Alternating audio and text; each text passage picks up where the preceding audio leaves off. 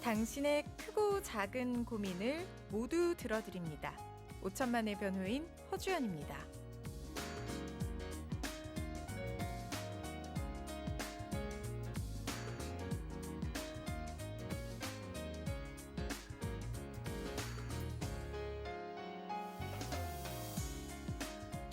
허주연의 5천만의 변호인, 오늘은 알아두면 매우 쓸모있는 교통사고 대처법을 전해드립니다. 제가 정말 좋아하는 시간이기도 하고요. 이 목숨과 관련이 있기 때문에 정말 피가 되고 살이 되는 그야말로 쏠쏠한 정보인데요. 이 시간 함께해 주실 분, 교통전문 변호사 정경일 변호사 모셨습니다. 안녕하세요. 네, 안녕하세요. 명절 잘 보내셨어요? 네, 잘 보냈습니다. 길어가지고 네. 좀 상당히 많은 시간을 즐겼다, 아니면 소비했다, 후회도 하고 그렇습니다. 이 휴식도 재충전을 위해서 의미가 있는 시간이었을 것 네. 같습니다. 이번 연휴에는 교통 상황 좀 어땠을까요? 네, 이번에는 좀 줄었습니다. 경찰청 발표 한번 본다면 네. 교통사고 발생 건수가 지난해와 비교한다면 하루 평균 409건에서 올해 319건으로 22% 감소했고, 또 서울은 지난해보다 41.6% 적은 하루 평균 35.6건 발생했다고 합니다. 네. 이 부분에 대해서는 연휴 끝났습니다. 그래도 또 가을철, 특히 10월이 교통사고 빈도수가 가장 많습니다. 네. 왜냐, 이게 행락객들 야외 활동 이 부분 때문에 다른 계절보다 많이 발생되는데, 네. 10월이 전체 교통사고 사망자의 10.2%입니다. 가장 많네요. 많은 비중 차지하고 있으니까 네. 연휴 끝났더라도 긴장은 늦추시면 안 됩니다. 맞습니다. 또 이번 주 주말하고 월요일까지 또 휴일이 이어져 있기 때문에 항상 주의 운전하시고요. 오늘은 어떤 내용을 알아볼까요? 네, 제가 지금까지 그 운전자가 지켜야 될 가장 기본적인 의무 12대 중과실에 대해서 네. 지난번에 1호 사유인 신호 위반, 2호 사유인 이 중앙선 침범, 이제 네. 3호 사유인 이 제한 속도 위반, 과속에 대해서 한번 이야기 드리겠습니다. 과속. 네. 보통 신호위반이나 중앙선 침범은 웬만큼 실수하지 않는 이상 사람들이 잘 지켜요. 그나마. 네. 근데 과속은 사실 운전하다 보면 누구나 한 번씩은 할 수 있는 일이거든요. 네, 맞습니다. 그렇지만 가장 위험한 행위일 수도 있죠. 네. 일단 그거 궁금합니다. 제한 속도가 정해져 있는데 그걸 네. 위반하면 이게 무조건 12대 중과실에 해당되는 건가요? 네, 속도를 위반했다. 제한 속도 위반에 해당되는 건 맞겠지만 네. 10대 중과실로 형사처벌 받는 이 속도 위반은 1km 제한 속도 2km 위반했다라고 무조건 처벌받지는 않습니다. 네. 이게 제한 속도 20km를 초과해야 되는데, 예를 들어서 제한 속도가 시속 60km 구간이다. 그러면 65, 70, 71 이렇게 해도 사고 난다 하더라도 10대 중과실에 해당되지는 않습니다. 네. 하지만 시속 20km 초과된 81km부터는 사고 나면 10대 중과실인 속도 위반으로 형사처벌 받습니다. 그런데 네. 일단 제한 속도 내비게이션에서 안내해주면 네. 가급적이면 그거 넘지 마시길 바랍니다. 맞아요. 막 빨간불 들어오면서 삥삥 하잖아요. 네네. 네. 요즘에는 내비게이션마다 어떤 거는 제한 속도 넘기만 해도 소리 나는 것도 있더라고요. 네. 어떤 거는 10km만 넘으면 소리 나니까 그거 맞춰가지고 운전하시기도 하는데, 네. 일단 숫자 보셔가지고 나왔다 그러면 지키시길 바랍니다. 그러니까 이게 발에 조금만 힘줘도 10km, 20km는 금방 올라가거든요. 네, 가속이 붙어서. 맞습니다. 네. 그런데 과속이 정말 위험한 게요. 이게 안일하게 생각하면 안 되는 게, 과속으로 인한 교통사고 사망률이 일반 사고 사망률보다 훨씬 높다고 얘기를 하던데요. 네, 어떻게 보면 당연하죠. 이게 속도가 늘어나면 네. 충격량이 늘어나니까 피해가 증가됩니다. 맞아요. 이런 부분은 당연한 상식인데, 구체적인 수치로 한번 이야기 드린다면, 경찰청 자료에 따르면 일반 교통사고는 68.4건당 1명이 사망하는 데 반해서 네. 과속교통사고는 4.9건당 1명 사망합니다. 와. 그러면 일반 교통사고보다 치사율이 14배 높거든요. 와, 완전 차이 많이 나네요. 네, 또 뿐만 아니라 이 과속하게 되면 속도가 네. 빨라지면 운전자가 차량을 통제할 수 없어집니다. 그리고 또 운전자의 전방 시야는 멀어지는 반면에 네. 좌우 시야는 짧아지기 때문에 안전운전에도 위협됩니다. 이거 정리한다면, 과속하게 되면 사고 났을 때 상당한 피해가 증가되는 것뿐만 아니라 네. 사고 발생의 주된 원인이 됩니다. 아. 과속하시면 안 됩니다. 그러니깐요. 아 이게 속도가 빨라지면 충격했을 때 피해가 커진다는 생각은 흔히 하는데 시야 확보가 안 된다는 네. 생각은 제가 생각을 못 했었는데 이런 부분 짚어주시는 점 너무 좋은 것 같습니다.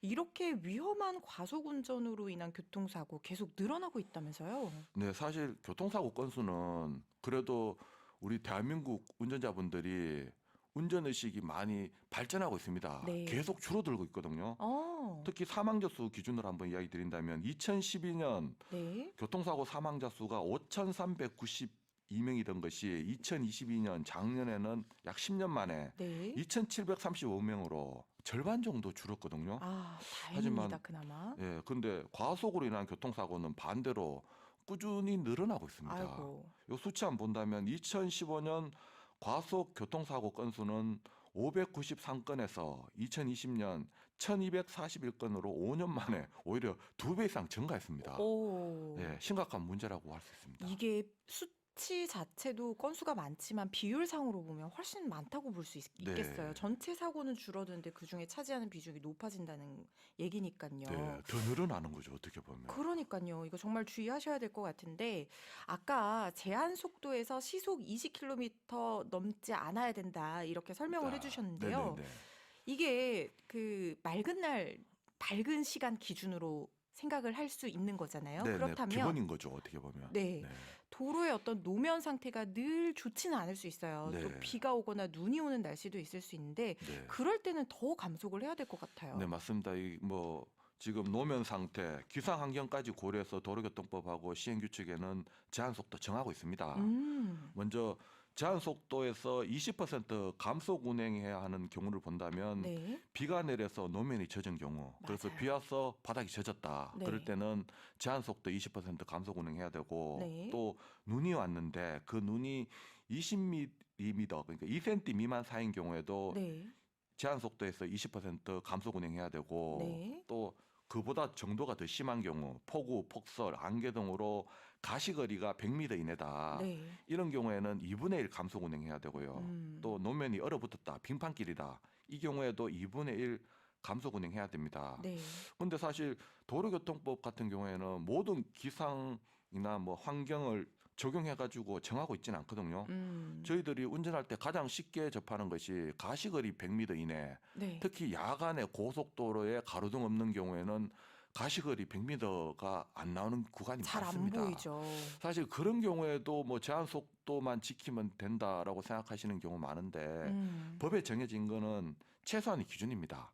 그렇기 때문에 법에 정해진 거는 기본적으로 지키셔야 되고 본인이 잘 안 보인다. 네. 그러면 속도는 줄이셔야 되거든요. 맞아요. 그런데 아까 제가 이야기 드린 것처럼 가시거리 100m가 안 되는데 2분의 1 감속 운행하라. 근데 이게 100m인지 아닌지 어떻게 아느냐, 운전자분들이. 네. 그렇게 생각하실 수 있는데 요거 하나 팁을 드린다면 좀 고속도로 같은 경우에는 흰색 점선이 10m입니다. 네. 그 간격도 10m. 그래서 밤에 운전하시다가 흰색 점선이 5개가 안 보인다. 네. 그러면 가시거리가 100m가 안 된다는 말이거든요. 그런 경우 많죠. 네, 그럴 때는 속도 줄이셔야 됩니다. 안 그러면 나중에 뭐가 튀어나오면 못 피하거든요. 사고로 그러니까요. 이어질 수밖에 없습니다. 근데 이제 보통 운전하시는 분들이 보면 밤에 고속도로 아무것도 없고 야간에 이제 뻥뻥 뚫린다고 오히려 더 속력 내시는 분들 있으세요. 예. 그게 위험하다는 것, 예, 이게 그게 좀 주의를 하셔야 될 것 네, 같습니다. 제가 뭐 적절한 비유인지 모르겠는데 네. 운전하시는 분들이 운전은 그렇게 하시는데 정작 본인이 보행자일 때 걸을 때 네. 바닥에 아무것도 안 보이는 껌껌한 밤길 걸어갈 때 음. 뛰지는 않잖아요. 낮에 맞아. 뛰어가도. 맞아요. 더 네. 이렇게 방어적으로 그때는 움직이잖아요. 뭐 하다면 손전등을 비추면서 더듬더듬 걸어가든가 그렇게 맞아요. 하거든요. 그걸 생각하시면 운전도 마찬가지라고 생각합니다. 그러니까요. 누구나 보행자이자 운전자일 수 있고 우리가 어두운 길을 걸어간다고 생각하면 운전할 때도 속력을 좀 조절을 하실 수 있을 것 같습니다. 네. 제한 속도는 대부분 도로 노면이나 안전 표지판을 보고 알 수 있는데 아까 잠깐 설명을 해주시긴 했는데요. 어떤 곳은 속도 표시나 표지가 없는 것도 있어요. 그럴 네. 때는 이거 어떻게 속도를 어떻게 조절해야 네, 될까요? 없는 경우에 보통 또 요즘에는 운전하시다 보면 내비게이션 많이 의존하다 보니까 네. 구간 단속할 때는 친절하게 잘 알려줘요. 잔소리 하다시피. 맞아요. 그런데 단속 구간 없는 구간에는 알려주질 않거든요. 어. 그러다 보니까 여기는 제한 속도가 없는 거 아니냐라고 네. 생각하시는데 있습니다. 도로교통법에 정하고 있는데 네. 표지판 있으면 표지판 따르면 되고 내비게이션 안내해주면 안내해준 데 따르면 되고 네. 없다라고 하더라도 그런 경우는 법정 속도가 정해져 있습니다. 주거지역, 상업지역 및 공업지역의 일반 도로는 시속 50km이고 네. 그 외 일반 도로는 60km인데 또 이게 음. 편도 2차로 이상이다. 그러면 80km고요. 네. 자동차 전용 도로는 90km. 고속도로가 편도 1차로다. 네. 요즘에는 별로 없지만 그래도 80km. 2차로 이상은 100km. 이렇게 네. 정해져 있습니다. 그렇기 때문에 음. 내비게이션에서 안내해주면 안내해주는 대로 따르면 되지만 없다고 해서 네. 마음대로 운전해도 된다라고 생각하시지 마시고요. 네. 법정 속도 지키시길 바랍니다. 방어 운전 하시는 게 잘 모르겠으면 일단 속력 줄이시고 주의 살피시는 게 제일 좋을 것 같다는 생각 네. 듭니다. 운전할 때 내비게이션 말씀하신 것처럼 제한 속도도 알려주고 제한 속도 이상이면 신호도 주고 내비게이션 양이 이 내비양 덕분에 우리가 운전할 때 더 주의를 기울이게 되긴 하는데요. 네. 그런데 이 내비게이션만 철석같이 그렇게 믿으면 될까요? 안 되죠. 사실 이 내비게이션 때문에 어떻게 운전자분들이 정말 많이 편해지셨습니다. 특히 네. 택시 기사 하시는 분들도 예전에는 모든 길을 다 알아야 되고 또 보통 예전에 트렁크나 아니면 본인 조수석 보면 지도책 하나씩 다 들고 다니셨을 거예요. 맞아요. 네, 기억나요. 근데 이제는 그런 거 없는 만큼 상당히 유용한 도구이지만 모든 거 다 알려주지 못합니다. 이 특히 요즘 내비게이션을 본다면 아까 제가 이야기 드린 표지판 없는 구간 법정 속도는 지키셔야 되고 또 조금 전에 또 드린 그 기상 관련된 제한 속도 감속 구간 네. 이런 데까지 내비게이션이 안내해 주지 못합니다. 아. 예를 들어 가지고 본다면 네. 법정 속도인 일반 도로 제한 속도는 60이에요. 네. 내비게이션에는 아예 일절 알려주지도 않고요. 설령 알려준다 하더라도 비가 온다. 그러면 20% 감속 운행해서 48이 제한 속도인데 네. 이거 알려주지 않고 그냥 60km를 제한 속도를 알려주고 있거든요. 아. 그런 부분은 본인 스스로 기상적인 부분 감안해가지고 일단 기본적으로는 잘 보이지 않는다. 네. 그러면 속도를 줄이시고요. 네. 안 보인다. 그러면 한번 멈췄다 가시면 됩니다. 네, 문득 생각이 난 건데요. 네. 오늘처럼 갑자기 추워지는 날들이 이제 많아질 텐데 네. 아침에 블랙아이스 얼어 있는 구간들이 있잖아요. 그렇죠. 내비게이션은 또 이걸 알 수가 없습니다. 아, 맞죠. 그래서 항상 안전운전 하실 때 좀 네. 방어적으로 감속운전 하셔야 된다는 점 다시 한번 말씀드리고요. 네. 제한 속도 위반에 대한 처벌은 우리가 과속하는 그 정도, 그 속도에 따라서 다르다고 하는데 네. 이거 어떻게 구체적으로 좀 다를까요? 네, 지금 저희가 이제 12대 중과실 속도 위반, 그 제한 속도 20km 초과된 경우에 대해서만 이야기했기 때문에 그 미만은 괜찮은 거 아니냐라고 생각하시는데요. 네. 그것도 안 됩니다. 안 돼요? 네, 도로교통법에는 엄연하게 제한 속도를 초과한 걸 제한 속도 위반으로 범칙금 과태료까지 부과시키고 있습니다. 네. 구체적으로 한번 이야기 드린다면 사실 이건 운전자분들이 굳이 구체적으로 아실 필요는 없고 가속 안 하면 되는 부분인데 맞아요. 그래도 경각심과 이 정보 전달 차원에서 한번 설명드리겠습니다. 네. 20km 이하로 제한 속도를 위반했다. 그러면 승용차 기준 범칙금 3만 원 또는 과태료 4만 원이고 20km를 초과했다. 네. 여기서부터는 12대 중과실에 해당되는 중과실입니다. 승용차 기준 범칙금 6만 원과 벌점 15점 또는 과태료 7만 원입니다. 네. 이걸로 끝나느냐? 그렇지 않습니다.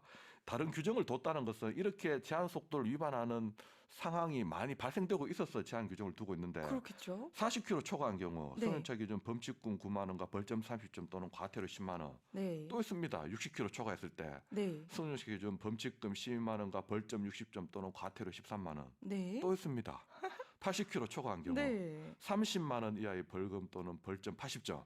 이번엔 벌금이 되네요. 네. 또 형사처벌로. 죄송하지만 또 있습니다. 또 있군요. 100km 이상 초과한 경우 100만 원 이하의 벌금에 벌점 100점입니다. 네. 또 이 100km 이상 초과한 걸 3회 적발했다. 네. 3회 초과한 경우에는 1년 이하의 징역 또는 500만 원 이하의 벌금형입니다. 와. 이건 면허 취소입니다. 네. 또 교통약자 보호구역에서는 위반하면 범칙금 벌점 과태료가 가중처벌됩니다. 그렇군요. 그런데 이렇게 지금 위반하는 사람 설마 있을까 싶은데 이게 있으니까 이런 규정을 만들어뒀다는 생각이 들거든요. 네, 맞습니다. 근데 문득 또 든 생각이요. 네. 지금 시속 100km 이상 초과했다고 하면 뭐 80km 구간에서는 180km로 달렸다는 거잖아요. 그렇죠. 말이 안 되죠. 근데 100만 원 이하의 벌금이라고 해주셨어요. 네. 이걸로 지금 이 위험성을 담보할 수가 있을까요? 이게 지금 경각심이 생길 정도인지 모르겠습니다. 네, 맞습니다. 이것도 사실 뭐 과속 자체에 대한 처벌이 약한 거 맞습니다. 네. 말도 안 됩니다. 아. 계속 높아지고 있는 경향인데 빨리 반영돼야 될 것으로 보이고요. 또 다만 제가 설명드린 거는 사고 나지 않았을 때 네. 단순 가속의 경우에 대한 처벌을 이야기 드렸던 거고 네네. 이제 이 가속을 지속적으로 해서 다른 사람에게 위협 또는 위해를 가하거나 교통상의 위험을 발생시켰다. 음. 그러면 사고 발생 안 해도 도로교통법상의 난폭운전죄로 형사처벌까지 받게 아. 되고 사고로 이어졌다. 그러면 경미한 사고라도 사람이 다치면 큰일 저희가 나죠. 지금까지 이야기하고 있는 교통사고 처리특례법상의 그 10여 중과실 3호 네. 사유인 속도 위반으로 최대 5년의 공고용 또는 2천만 원 벌금형에 처해집니다. 네. 순간 엑셀러레이터에 발을 힘을 줬다가 전과자가 될 수 있습니다. 이거 진짜 네. 주의하셔야 돼요. 속도에 따라서 우리가 제동거리라고 하잖아요. 네. 자동차가 멈출 수 있는 거리 자체도 달라지는데 네. 이 정지 거리까지도 우리가 고려를 해서 운전을 해야 돼요. 네네. 속도별로 유지해야 될 적정한 안전 거리가 있다면서요. 네, 안전거리는 도로교통법 19조에 그 앞차가 갑자기 정지하거나 급제동할 시 추돌 사고를 피할 수 있는 거리를 유지하라라고 네. 의무 규정은 두고 있어요. 네. 그런데 구체적인 뭐 몇 미터를 돌아라는 규정까지는 없는데 음. 이거는 도로교통공단 공고에 따라서 한번 설명을 드리겠습니다. 네. 일반 도로는 주행 속도에서 15를 뺀 값, 그리고 고속도로나 80km 이상부터는 주행 속도와 동일한 거리만큼의 주행 속도의 값을 안전거리라고 권하고 있거든요. 음. 예를 들어서 주행 속도가 60이다. 네. 그러면 15를 뺀 45m. 그리고 아. 또 90이다. 네. 그러면 이건 뺄 거 없이 그냥 90m 정도 안전거리 두시면 아, 됩니다. 80km 시속 이상이니까요. 네. 네. 또 결국은 아까 이야기 드린 것처럼 거리 측정 말 네. 나오는데요. 고속도로는 흰색 점선은 아까 이야기 드린 것처럼 10m, 그 간격은 또 10m, 20m 정도니까 한 하나, 둘, 셋, 네 개면 80m, 다섯 개 정도면 100m 정도 100m. 생각하시면 되고 시내 도로는 흰색 점선이 3m, 그 간격이 5m. 네. 지방 도로는 흰색 점선이 5m, 그 간격은 8m입니다. 네. 그러면 거리를 운전하시면서 어느 정도 거리를 두고 있다라는 게 생각 드실 거예요. 문제는 예를 들어 가지고 고속도로에서 100km 진행하고 있다. 그러면 네. 앞차와 100m 유지해야 되거든요. 네. 흰색 점선 한 5개 정도 거리 두고 가야 되는데 이렇게 운전하면 사실 현실은 오만 차들이 다 끼어듭니다. 끼어들어요. 예, 이 끼어들다 보면 이 상대적으로 느끼기에는 자신의 차가 후진하는 느낌까지 받거든요. 속력을 줄여야 되니까요. 네, 문제는 이렇게 안전거리 두고 운전하는데 끼어드는 거, 이 네. 문화가 바뀌어야 된다고 생각합니다. 저도 그렇게 생각합니다. 안전거리 애써 유지하고 있는데 자꾸 끼어들지 마십시오. 네. EBS FM 허주연의 5천만의 변호인 정경일 교통전문 변호사와 함께하고 있습니다. 오늘은 12대 중과실 교통사고 중에서 제한속도 위반에 대해서 찬찬히 또 같이 알아보고 있는데요. 서지영 님이 메시지 보내주셨어요. 속도 위반하지 않으려고 항상 내비게이션 켜고 다닙니다. 오늘도 잘 듣고 배웁니다 해주셨어요. 서지영 님 같은 분이 진짜 좋은 분이십니다. 왜냐하면 이건 본인의 목숨뿐만 아니라 다른 사람의 안전까지 지켜주시는 그런 거거든요. 위반하지 않으려고 노력하시는 모습 너무 좋습니다. 5816님이 질문 주셨는데 이 택시 기사라고 하십니다. 운행 중에 급브레이크를 밟아서 손님이 조수석 의자에 부딪혀서 목이 아프다고 치료받고 위로금까지 받아 가셨다고 합니다. 그런데 휴대폰 액정이 깨졌대요. 이것까지 변상하라고 하니 어쩌면 좋을까요? 해주셨어요. 아유. 아이고, 택시 네. 기사님이 이게 보통 먼저 일반론을 이야기 드린다면 네. 운전자가 운전을 하다가 급정지를 하는 바람에 승객이 다쳤다. 네. 그러면 자동차 손해배상 보장법은 승객의 경우하고 네. 승객이 아닌 제3자의 경우하고 또 운전자의 과실의 정도를 달리 봅니다. 네. 승객이 아닌 제3자 같은 경우에는 무과실이나 차량 결함을 입증하면 운전자가 그 책임을 면할 수 있는데 승객 같은 경우에는 아예 승객의 고의 행위가 아닌 한은 네. 운전자가 책임지도록 돼 있거든요. 네. 그렇기 때문에 그 책임은 피하기 어려울 것 같은데 기사님께서는 좀 너무 심한 거 아니냐라는 취지로 질문 주신 것 같아요. 결국 그 부분에 대해서는 내부 블랙박스로 네. 운전자는 전혀 이 부분에 대해서 동요하지 않았는데 승객이 다쳤다. 납득할 수 없다라는 부분을 공제조합에 좀 해명을 하든가라고 해서 방어를 하셔야 되고 네. 뭐 공제조합에서 미리 이런 부분에서 방어하겠지만 뭐 어떤 사정인지는 잘 모르니까 네. 공제조합에 좀 이야기를 잘 하셔야 억울한 부분 또 이야기는 하셔야 될 것으로 보여요. 네, 급브레이크라고 해서 무조건 부딪히지 않을 수도 있는데 지금 상황이 어떻게 됐는지 이 내용만 가지고는 네. 저희가 정확한 사실관계를 하나하나 다 파악하기 어렵고 제일 좋은 거는 이 블랙박스 화면으로 그 상황을 보는 게 제일 좋아요. 그렇죠. 네. 그래서 혹시나 이 기자님 억울한 부분이 있으시다고 하면 이 부분은 조금 얘기를 한번 해보시는 게 좋을 것 같다는 우리 네. 변호사님 의견 주셨습니다. 앞서 12대 중과실 최고 속도 위반 얘기했는데요. 반대로 이런 분들이 있어요. 도로에서 네. 너무 천천히 가는 거예요. 네. 물론 어쩔 수 없는 상황이 있을 수는 있겠지만 네. 그게 아니라 뭐 다른 거 하다가 아니면은 뭐 생각 없이 너무 천천히 달리는 거. 네. 이것도 좀 문제가 될 수 있지 않을까요? 문제가 되죠. 결국 너무 빨리 가는 것도 문제지만 너무 네. 늦게 가는 것도 문제고요. 음. 사실 뭐 10km, 20km 간다. 이거 가고 있는 거 아니냐. 아, 멈춰 있는 건 아니니까 문제 10km? 안 되지 않느냐. 제한속도 위반도 없으니까라고 네. 생각할 수 있겠는데 사실 속도라는 게 상대적이거든요. 아, 뭐 본인 차가 70km로 진행하고 앞차가 정차해 있다. 네. 그러면 70 빼기 빵 하면 70이에요. 하지만 맞네요. 네. 또 뒷차가 100km로 진행하고 있는데 네. 그 앞차가 30km로 진행하고 있다. 네. 그러면 멈춰 있는 거랑 마찬가지거든요. 그럴 수 있겠네요. 빼면 70이에요, 마찬가지로. 그렇기 때문에 너무 늦게 가는 거 이것도 문제가 됩니다. 그러니까요. 이 흐름을 타야 되는데 우리가 잘 모르는 분들 많으신데요. 사실 최저 제한 속도도 있다면서요. 네, 있습니다. 뭐 최고 제한 속도뿐만 아니라 최저 제한 속도도 있는데 음, 특히 표지판 같은 경우에 보면 붉은 원으로 되어 있고 숫자가 적혀져 있다. 네. 그러면 최고 제한 속도를 말합니다. 그거 넘지 말라는 걸 말하는데 네. 그와 같이 붉은 원 안에 숫자가 있고 밑에 검정색 선이 그어져 있는 경우가 있어요. 있어요. 네, 그거는 그 속도를 넘지 말라는 것이 아니라 네. 그 속도 이하로 가지 말라는 최저 제한 속도를 표시하고 있고 아, 또 이런 경우뿐만 아니라 고속도로 같은 경우에는 표지판 없어도 50km, 네. 자동차 전용 도로는 30km가 최저 속도입니다. 이거 음. 위반하면 범칙금 2만 원 부과되고요. 네. 또 일반 도로 같은 경우에는 최저 제한 속도 규정은 없지만 도로교통법과 규칙에는 느린 속도로 진행하는 차량은 우측 가장자리나 우측 차로로 그 진로를 양보하라라는 네. 규정은 두고 있습니다. 네. 어쩔 수 없이 이 우리가 좀 느린 속도로 운행을 해야 될 때는 있을 수 있습니다. 그럴 네. 때는 우측 가장자리를 선택해서 비상 깜빡이 켜시고 다른 운전자들이 어쩔 수 없는 상황을 알고 피해갈 수 있도록 해주시면 좋을 것 같아요. 네. 지난달에 대구 도심에서 이 손님을 태우고 가던 택시가 이 갑자기 시속 190km에 육박하는 속도로 굉음을 내면서 질주하다 사고가 난 사건이 있었습니다. 네. 이 사건 얘기 한번 해보죠. 이거 어떻게 된 거예요? 네. 대구 시내에서 그 손님 태워 가던 택시가 네, 그 옆에서 중앙선 넘어오던 차량에 부딪혔습니다. 네, 부딪히고 난 뒤에 그 택시가 갑자기 시속 190km 육박하는 시속 188km 속도로 질주하다가 결국 네.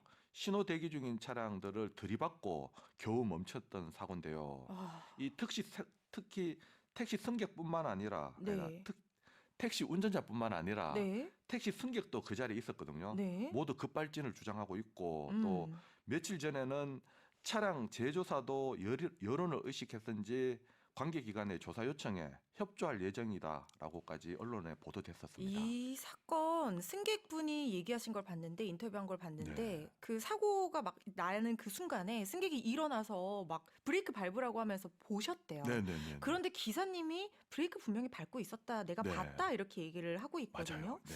이게 좀 조사가 필요해 보이는 사건인데 네. 이번 사고 일단 속도 위반 사고로 볼 수 있을까요, 이거? 네, 속도를 넘은 건 맞죠. 네. 도심지 같으면 뭐 50이면 50, 60이면 60 제한 속도가 있는데 188이면 100km를 넘었는데 이게 네. 위반으로 봐야 되냐. 블랙박스 영상하고 음성, 승객 네. 진술, 운전 경력, 상당한 시간과 거리 동안의 비정상적인 주행 등을 음. 보면 이거는 속도를 위반했다라기보다는 운전 미숙이 아니라 네. 차량 결함으로 인한 급발진 사고입니다. 네. 저도 그렇게 생각하고요. 또 지금까지 저희들이 이야기하고 있는 제한 속도 위반인 12대 중과실인 속도 위반은 운전자의 과실을 전제로 합니다. 그렇죠. 하지만 이 차량 결함으로 인한 급발진 같은 경우에는 운전자가 통제할 수 없는 상황이기 때문에 제한 속도 위반에 대한 책임도 운전자에게는 없다고 봐야겠습니다. 네, 요거 입증이 관건인데 좀 지켜봐야 될 것 같은데요. 네. 특히 이번 사건은 다른 급발진 사고와 좀 다른 점이 네. 정상적으로 운행하다가 중앙선을 침범한 차량과 한번 처음 부딪혔어요. 그렇죠. 네. 그러고는 이 택시기사 얘기에 따르면 갑자기 차량이 뭐 굉음을 내면서 속도가 쫙 올라가기 시작했다. 그래서 네. 2차 사고로 급발진 사고가 지금 급발진 사고로 추정되는 사고가 발생한 것인데 네.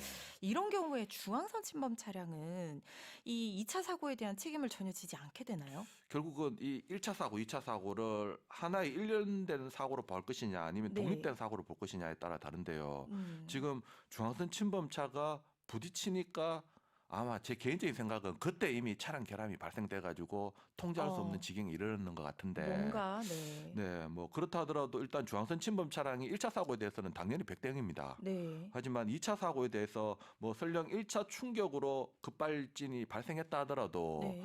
중앙선 침범 차량 입장에서도 이거 예상할 수 없거든요. 이 그렇죠. 정도 충격으로 차가 고장 난다. 여기에 대한 책임을 1차 음. 운전자에게 전적인 책임을 부담해야 된다. 그렇게 보기는 음. 힘들고요. 음. 예상도 못하고 이러한 급발진을 그 중앙선 침범 차량도 음. 피할 수도 없었던 상황이기 때문에 2차 네. 사고에 대해서는 중앙선 침범 차량에 책임 묻기는 곤란해 보입니다. 그렇죠. 중앙선 침범 분명히 12대 중과실 사고 중에 하나이고 네. 잘못이고 그 부분에 대한 책임은 져야 되겠지만 그렇다고 해서 더 큰 충격을 했다고 해서 이 급발진으로 추정되는 상황이 벌어지면 사실상 안 되는 것이기 때문에 그 부분까지 책임을 묻기는 좀 곤란하다는 의견 정경일 네. 변호사께서 주셨습니다.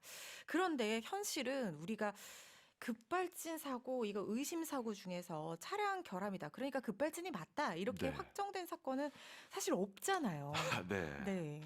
저는 이야기를 항상 할 때마다 이 우주에 외계인이 있을까 없을까 여기에 대한 이야기하고 같이 접근되는 문제입니다. 사실 그렇게 접근할 문제는 아니거든요. 이 네. 급발진이라는 것은 차량 자체가 전자제품이나 마찬가지예요. 그 네. 중에 하나뿐인데 그러면 당연히 기기에 오류가 발생되고 급발진도 발생될 것인데 문제는 현실로 이야기 드린다면 이 차량에 대한 급발진이 민사재판에서 인정된例가 한 건도 없습니다. 네. 다만 하급심에서 지금 대법원에 계류 중인 건이 한 건이 있는데 이건 아직 어. 확정된 건 아니고요. 네. 지금 그런 상태입니다. 민사재판에서 급발진 인정돼서 확정된 사례는 아직까지는 한 건도 없습니다. 네, 지금 대법원에 계류 중인 사건은 2심에서 일부의 차량 결함이 인정이 되기는 했습니다마는 네.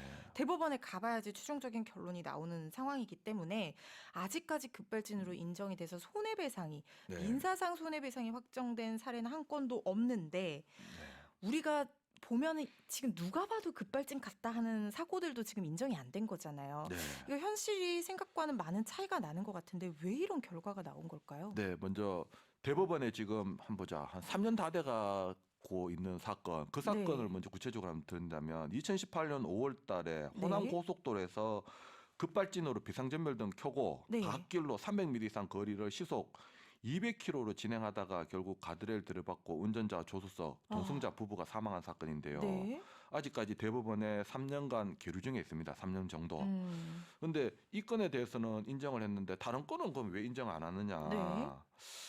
사실 이 부분에 대해서는 차량 결함에 대한 급발진에 대한 아직 법원에서 인정하는 태도가 상당히 소극적인 것 같아요. 네.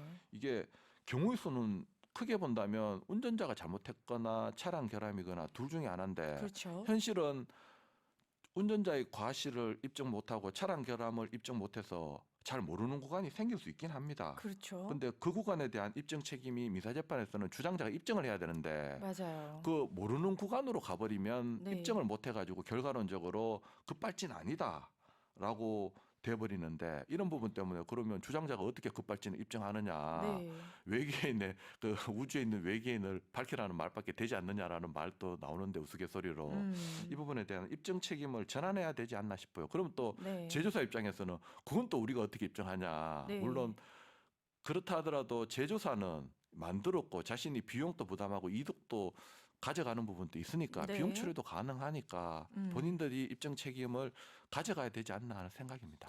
문석현 님이요. 급발진 인정이 한 건도 없다니 놀랍네요 해주셨어요. 그런데 이게 진짜 쉽지 않은 게 우리가 정 변호사님께서도 말씀해 주셨지만 이 주장하는 사람이 입증을 해야 되는데 제조물특일법에서는 정상적으로 사용하는 상태에서 손해가 발생했을 것을 전제하고 있어요.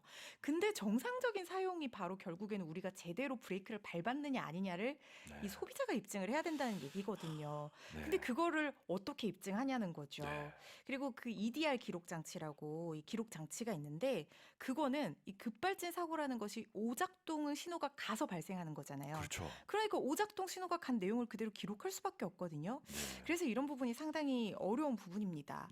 이번 사건은 어떻게 결과가 나올 것 같다고 전망을 하세요? 네, 그냥 어떻게 본다면 이 부분에 대해서는 나중 결과를 봐야겠지만 네. 형사재판에서는 그래도 무죄 판결 나올 걸로 보입니다. 네. 형사재판은 운전자에게 과실이 있냐 없냐 이걸 입증하는 부분이기 때문에 급발진까지 입증 안 해도 됩니다. 네. 검사가 합리적으로 의심할 수 없을 정도로 운전자의 과실 입증해야 되는데 네. 지금과 같이 브레이크에 발 올렸는 거를 목격자의 진술도 있는 상태고 또 그러니까요. 시동을 끄는 부분도 이제 내부 블랙박스로도 충분히 확인되는 부분이기 때문에 네. 형사재판에서는 무죄 판결을 받을 것으로 보이는데 네. 현 체계에서 급발진이 인정이 되냐 이 부분에 대해서는 좀 소극적으로 보입니다. 네.